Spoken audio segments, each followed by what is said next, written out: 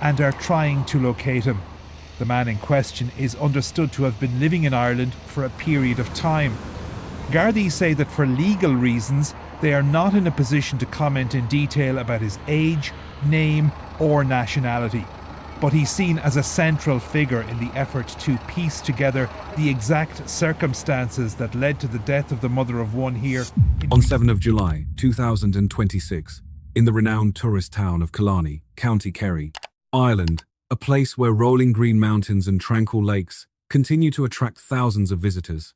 Each year, an American woman was found dead inside the very home she had once described as the most peaceful place she had ever known. Her name was Jamie Carney, 43, a single mother who had left the United States to return to her ancestral homeland, bringing her young daughter with her and carrying a simple dream: to build a safe and happy life in the homeland of her grandparents. She was discovered by a member of her family on an early July afternoon that, until then, had seemed no different from any other in the quiet town. Only hours later, Irish police confirmed what few had initially dared to imagine. What first appeared to be a tragic accident quickly became the subject of a major murder investigation. But the story went even further than that. As investigators began tracing Carney's final movements, they uncovered a detail that stunned the entire community. The man Carney had publicly described as the kindest and most understanding man she had ever known, the same man she had been exchanging loving messages with only days earlier, had already left Ireland before her body was discovered. He boarded an early morning bus from the very town where Carney lived, travelled directly to Dublin Airport, nearly 200 miles away, and then boarded a flight to Istanbul, Turkey. There was no goodbye, no warning. Carney's friends, her family, and even the small community that had welcomed them both were left completely stunned by what investigators would soon uncover. Now, Garda Síochána, working alongside Interpol and Europol, is coordinating an international effort to locate the man whom investigators have cautiously described only as a significant person of interest in the ongoing investigation. Who is he? Why did he leave at the most critical moment? And what really happened inside the small house on Muckross Road on that fateful night? This is a case that is still unfolding. The ending, any future trial, and the final answers sought by a family still waiting for justice all lie ahead. Yet it is precisely that unfinished story that makes this case more haunting than ever. Killarney is one of Ireland's best-known towns, nestled among the mountains of County Kerry and famous for its breathtaking lakes and the steady stream of visitors it attracts throughout the year. Yet behind its picturesque appearance, it remains a close-knit community where most residents know one another, and even a newcomer quickly becomes a familiar face after a relatively short time. Jamie Carney was born and raised in Westchester County, New York, and was the third generation of an Irish-American family. Her grandparents had once lived in County Kerry many decades earlier, leaving her with a deep love for her ancestral homeland, despite the fact that she had spent most of her life without ever truly living there. In 2021, she made the decision to move to Ireland, bringing her young daughter with her and determined to build a new life in the place she had always considered home. She worked in the healthcare sector in the nearby town of Tralee and quickly became part of the local community in a way that few newcomers ever manage. Her daughter joined the town's football club, proudly wearing the colours of the local side. Carney herself also became a familiar face at community events, forming close friendships with many local people, including a group of American women who were also living in County Kerry. They met regularly and supported one another like fellow countrywomen living far from home. Carney was in the process of applying for Irish citizenship, hoping to establish her own business, and frequently shared on social media just how deeply she had fallen in love with the country she had chosen to call home. In her personal life, Carney had been in a relationship for several months with a Middle Eastern-born man who had been living in Ireland for more than a year and held a valid Irish residence permit. He appeared regularly alongside Carney and her daughter in photographs she shared publicly, and she often described him in affectionate terms, rarely reserved for anyone else on her personal social media accounts. To those who knew Carney, she was the very picture of an independent woman, full of energy and completely devoted to her daughter. Her life appeared to be moving in exactly the direction she had hoped for, and no one who knew her could have imagined that it was about to take such a heartbreaking turn. On the evening of Monday, 6 July 2026, it was, by all appearances, just another summer night in the small town. The weather was warm, the streets were still busy with tourists, and daily life carried on at its usual pace, giving no one any reason to suspect that something tragic was about to unfold. According to information confirmed by Garda Síochána, Carney's boyfriend was at her home that evening, something that was not considered unusual, as he had frequently stayed there throughout their relationship. From everything that was visible to those around them, the relationship appeaed stable, with no publicly known signs of conflict or strain. Only days earlier, there had been no indication that anything was wrong. On social media, Carney continued sharing warm moments with him and her daughter, referring to the three of them as "my little family." Her cousin later recalled that, just 2 days before her death, the family had seen a photograph of Carney smiling happily, with nothing to suggest that anything was quietly falling apart behind the scenes. In messages reportedly exchanged between the couple around that time, her boyfriend wrote affectionate words to her, describing her and her daughter as "my beautiful family." To anyone looking in from the outside, theirs appeared to be an ordinary love story between two people from different cultural backgrounds who had found peace together in a new country. Investigators have stated that the period they are focusing on is between 11 p.m. on 6 July and 5 a.m. on 7 July, a 6-hour window they believe is crucial to establishing the sequence of events inside the Bart house on Muckross Road. That is why Gardaí have publicly appealed for anyone who was in the area during those hours, or who may have dashcam or CCTV footage, to come forward and contact investigators. Within that 6-hour period, detectives believe something serious occurred inside the house, although the specific details have not yet been released to the public. Investigators are also working with telecommunications providers to reconstruct location data and phone activity relating to those connected with the case, hoping to piece together an accurate timeline of what actually happened. The only fact confirmed so far is that, early the following morning, Carney's boyfriend left the town on what investigators believe was a pre-planned journey. He boarded an early bus bound for Dublin Airport, nearly 200 miles from Killarney, a journey requiring several hours of travel, undertaken at the very time when, according to investigators, an ordinary morning should have been beginning inside the small house on Muckross Road. Meanwhile, Carney remained at the home on the familiar street where she had invested so much love and hope in building a new life for herself and her daughter, a home she would never leave again under her own power.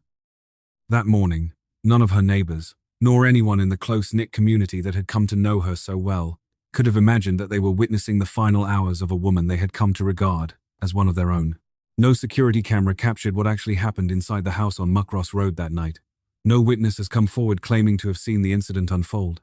At this stage, everything investigators have is a series of disconnected pieces of evidence assembled from mobile phone data, CCTV footage from the surrounding area, and statements provided by people connected to the case. Muckross Road, normally quiet after dark, saw no reports of anything unusual that night. No emergency calls were made. For the neighbors living nearby, Monday evening passed much like any other, with nothing to suggest that anything was wrong. In their official statements, Garda Síochána have confirmed only that an assault took place inside Carney's home, resulting in serious head injuries. However, investigators have not released any specific details about how the attack occurred, what may have been used, or the sequence of events. Those details are being withheld because they are considered sensitive and could directly affect the ongoing investigation. One fact was later confirmed through the post-mortem examination. Carney's death was not caused solely by those initial injuries, but by another factor entirely, a finding that significantly altered the direction of the investigation from its earliest assumptions. Within the 6-hour period that investigators now regard as critical, detectives believe there was a suspicious gap in the timeline, a period during which, under ordinary circumstances, the house should simply have settled into the quiet of another normal night. Instead, by the following morning, one of the two people who had been inside that house had left. The other would never wake again. Investigators say they are working to reconstruct the entire sequence of events by comparing mobile phone, location data, travel records, and any available footage capable of confirming who entered or left the property during that critical period. It is a painstaking process, because every single piece of evidence collected could become crucial if a suspect is eventually arrested and brought before the courts. For the people of Killarney, those 6 hours remain a profound mystery, a gap in the timeline that perhaps only one person in the world truly knows how to fill. And, at the time of writing, that person has yet to answer a single question. Sources familiar with the investigation have told Irish media that forensic specialists spent many hours processing the scene, collecting even the smallest traces of evidence before the property was completely sealed off for more extensive forensic examination. Everything inside the house, from personal belongings to everyday household items, has been treated as potential evidence, with no detail considered too insignificant to examine.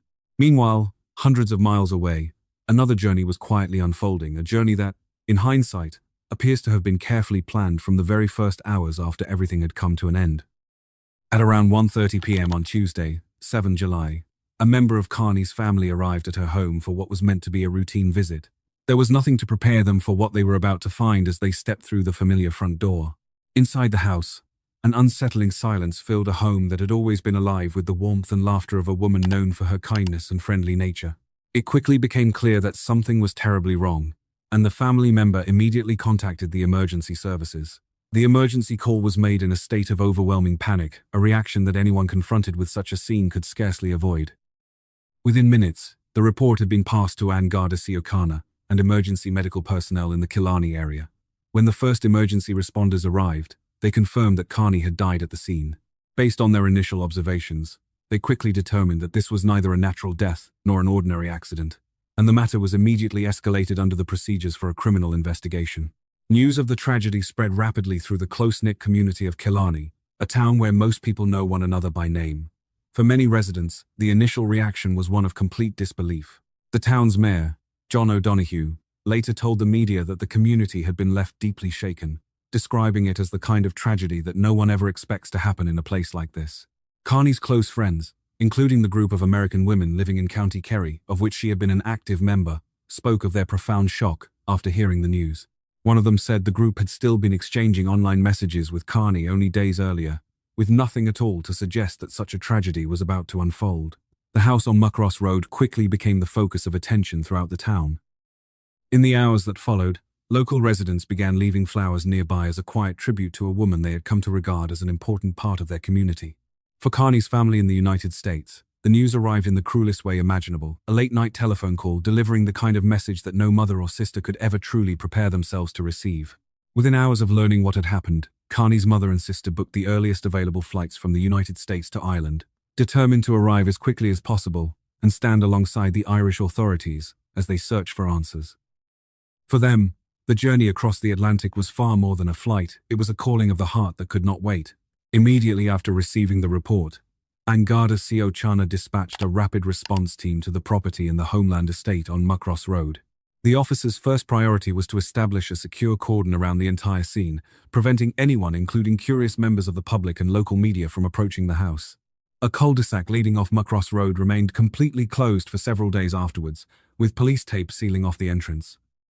This is standard procedure, designed to preserve the integrity of the scene and prevent any evidence from being disturbed or contaminated before forensic specialists can complete their work. A senior investigating officer, SIO, was quickly appointed to take charge of the investigation.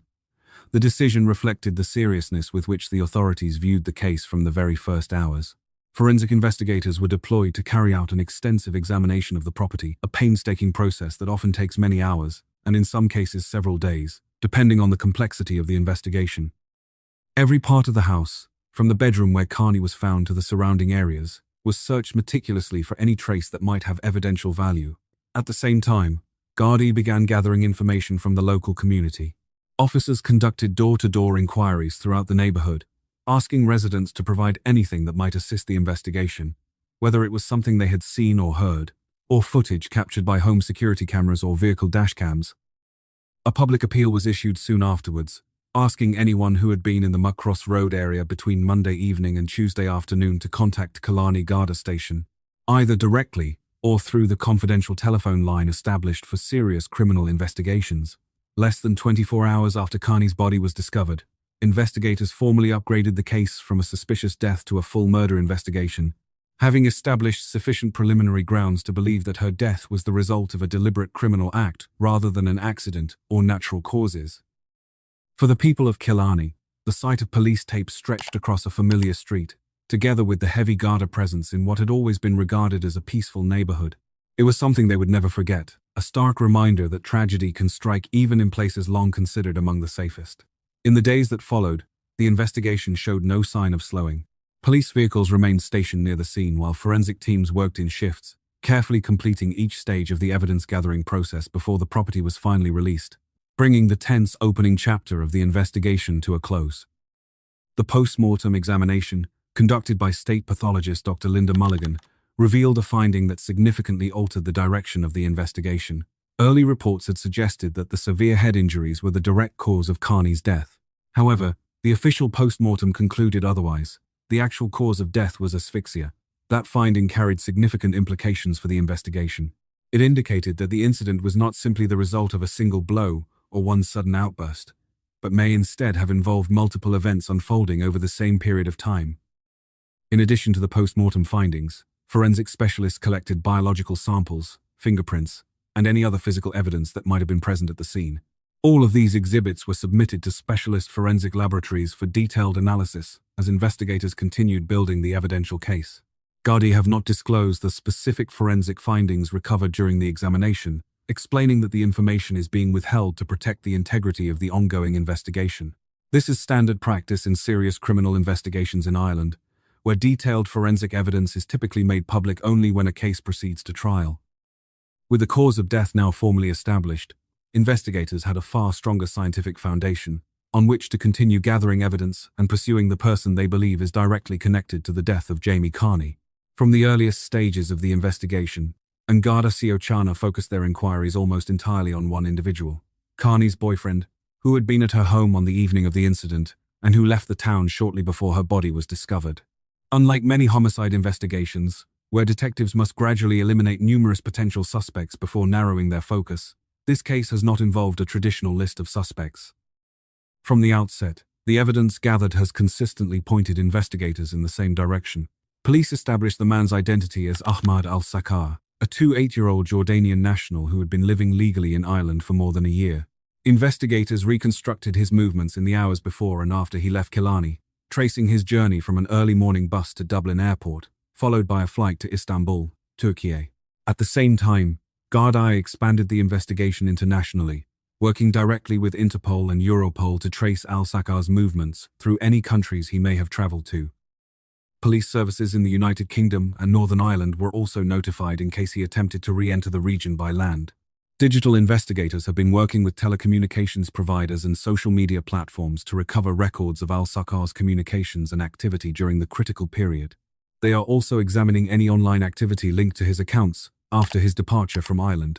However, as of now, Ahmad al-Sakar has not been formally charged with any criminal offence, nor has he been placed on Europol's most wanted list. Investigators have publicly described him as a person of significant interest to the investigation, underscoring the important legal distinction between being the focus of police inquiries and being formally accused or brought before a court. Unlike many cases that end with a conviction, a guilty verdict, or, at the very least, a named offender brought before the courts, Jamie Carney's story remains unfinished. Her 13-year-old daughter, who once proudly wore the colours of her local football club, must now learn to navigate life without her mother in a country far from much of her extended family in the United States. Carney's mother, Kathy, and her sister crossed the Atlantic within hours of receiving the devastating news, only to face a heartbreaking reality. The person they loved was gone, while the answers to why and how it happened remained painfully out of reach. The community of Killarney, the place Carney chose as her second home, where she believed she had found a safe place to build a future for herself and her daughter, has also been left with wounds that will not heal quickly. For many local residents, the belief that something like this could never happen here has been permanently shaken. Carney's death has also become another tragic reminder of the wider issue of violence against women in Ireland, a problem that advocacy organisations have repeatedly warned about in recent years. Behind every statistic is a woman with a name, a family, and dreams that were never given the chance to be fulfilled, something that can easily be forgotten when these stories are reduced to headlines. The case also highlights a deeply unsettling reality. The line between love and danger can sometimes be so thin that even the person living it cannot see where one ends and the other begins. There had been no public warning signs, no obvious indications that anything was wrong. None of Carney's friends or family sensed what was about to happen. Perhaps that is the most disturbing aspect of this case, that the greatest danger appeared to come from the very person she trusted most. For now, the international effort to locate Ahmad al-Sakar continues. No one can say when or even whether he will one day stand before a court to answer the questions that Carney's family and an entire community are still waiting to have answered. In this case, justice has not yet reached its conclusion. The story is still unfolding, and no one, not even those following the investigation most closely, can know how the next chapter will end.